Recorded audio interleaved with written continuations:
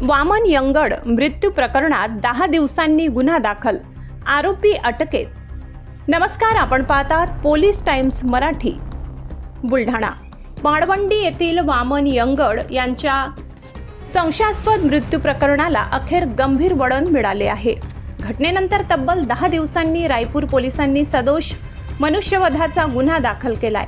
या प्रकरणातील संबंधित आरोपींना अटक करण्यात आली आहे. 19 मार्च रोजी संदीप गड चव्हाण व विजय नाटेकर यांनी वामन यंगड यांना घरातून सोबत नेले होते. काही वेळानंतर त्यांना मृतावस्थेत घरी आणण्यात आले. मृतदेहावर जखमांचे स्पष्ट निशाण आढळले होते.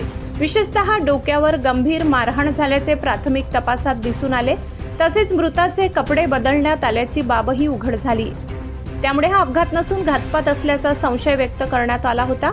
घटनेनंतर पोलिसांनी तात्काळ कारवाई न केल्यामुळे ग्रामस्थांमध्ये संताप उसळला होता. पोलिसांवर आरोपींना पाठीशी घालण्याचे आरोप झालेत.